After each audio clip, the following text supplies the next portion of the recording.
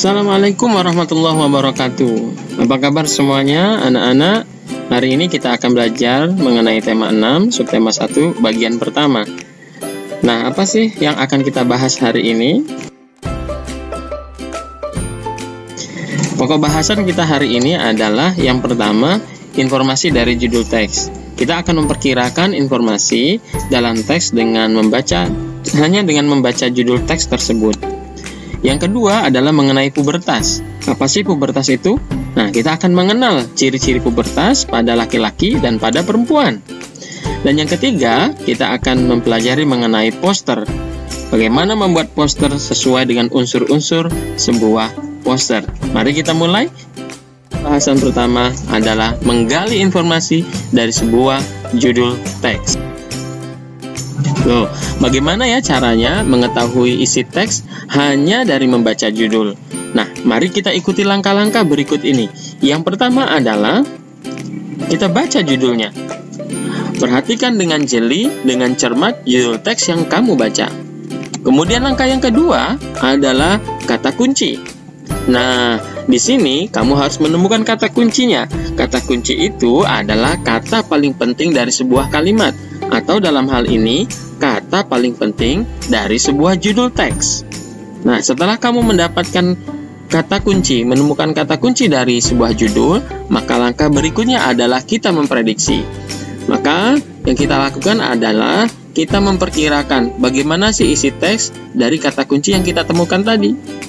Nah, langkah terakhirnya adalah konfirmasi.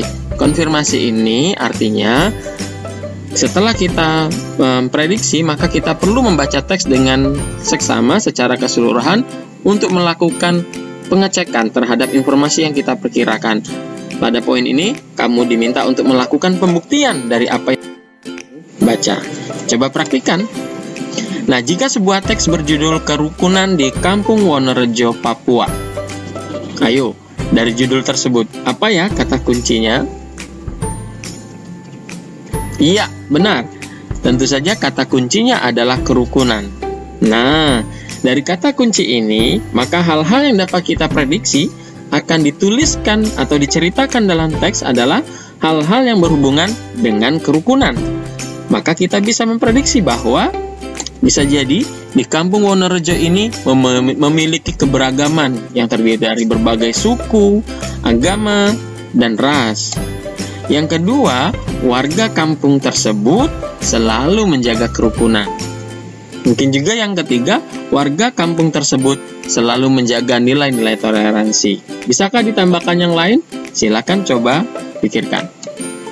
Langkah terakhir kita setelah memprediksi adalah membaca dengan seksama teks secara keseluruhan untuk mengkonfirmasi apakah yang kita perkirakan benar atau tidaknya. Cukup mudah bukan? Baik, kita akan melanjut ke pokok bahasan kedua. Nah, tentang pubertas dan apa pubertas itu? Coba. Iya, pubertas itu memiliki hubungan erat dengan kata remaja. Nah, di dalam remaja itu adalah masa peralihan dari masa kanak-kanak ke masa dewasa. Kira-kira dimulai sejak kamu berusia 10-12 tahun dan berakhir masa remajanya di usia 18-20 tahun. Nah, masa remaja akan sangat banyak perubahan yang terjadi pada diri seseorang, terutama perubahan fisik, baik pada remaja laki-laki maupun remaja perempuan. Nah, masa-masa inilah yang sering disebut sebagai masa itu. Mari kita perhatikan ciri-ciri masa orang-orang yang mengalami masa pubertas. Nah, pertama adalah ciri-ciri pubertas pada laki-laki. Terdapat dua ciri. Yang pertama adalah ciri primer atau ciri utama. Yang kedua adalah ciri sekunder, ciri pendukung lainnya. Ciri primer pada laki-laki adalah organ reproduksi mulai memproduksi sperma. Sperma itu adalah sel kelamin jantan.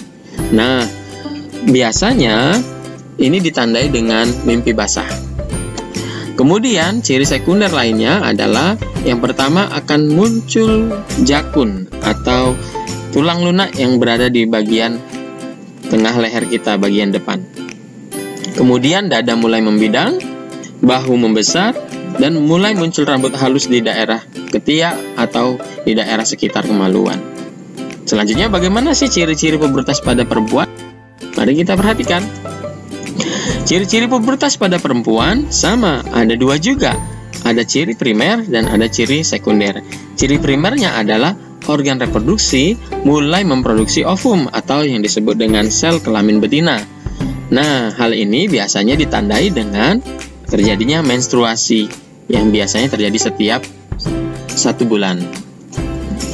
Kemudian ciri sekundernya adalah pinggul melebar, payudara mulai tumbuh, dan juga sama muncul rambut halus di daerah ketiak dan di daerah sekitar kemaluan. Nah, cukup paham bukan mengenai pubertas? Tetapi tentu saja ketika pubertas ini banyak sekali yang berubah dalam diri kita secara fisik ataupun secara psikis. Nah, untuk itu, saat pubertas tiba, apa sih yang harus kita lakukan? Yang harus kita lakukan adalah yang pertama, mendekatkan diri kepada Tuhan Yang Maha Kuasa dengan banyak beribadah menurut agama dan kepercayaan masing-masing. Sering berdiskusi dengan orang tua mengenai perubahan dalam dirimu. Kemudian memilih teman yang baik dan menghindari pergaulan yang tidak baik. Dan terakhir, beraktivitas positif untuk mengembangkan hobi dan bakat yang kamu miliki. Begitu ya. Anak yang saya banggakan untuk pokok bahasan selanjutnya ini mengenai poster, masih berhubungan dengan pubertas. Iya. Nah, di dalam poster itu ada unsur-unsur poster. Unsur-unsur poster salah satunya yaitu yang pertama adalah judul. Nah, judul ini biasanya bisa terbaca dari jarak 2 meter. Oh ya, poster itu apa ya? Nah, poster itu adalah plakat ya, yang biasanya diletakkan di tempat-tempat umum untuk memberikan informasi kepada orang-orang. Nah, kemudian unsur yang kedua adalah informasi atau isi, biasanya berbentuk poin-poin. Nah, di sini informasi atau poin paling penting dari sebuah poster, dia memiliki pesan yang kuat dan sebaiknya bisa terbaca dari jarak 1 meter. Kemudian yang ketiga adalah gambar. Nah, gambar ini selain berfungsi untuk membuat poster lebih menarik, gambar juga harus mengilustrasikan pesan dari poster tersebut. Dan yang terakhir adalah sumber atau daftar pustaka. Sumber atau daftar pustaka ini mengisyaratkan siapa yang membuat poster tersebut. Nah, mari perhatikan contoh poster berikut ini. Nah, ini masih berkenaan tentang pubertas tadi. Nah, pada masa pubertas kita sudah harus mengenal anggota-anggota tubuh kita yang tidak boleh dilihat dan disentuh sembarang orang. Seperti poster berikut ini. Silakan perhatikan dengan baik. Dan kita juga harus berani mengatakan tidak pada saat orang-orang lain melakukan hal-hal yang tidak sepatutnya dilakukan pada diri kita. Baik, demikian pelajaran hari ini. Terima kasih telah menonton video ini, dan mudah-mudahan video ini bermanfaat dan bisa memberikan pemahaman kepada kita semua. Salam hormat, Supriyadi SD Negeri 58 Lubuk Linggau. Assalamualaikum warahmatullahi wabarakatuh.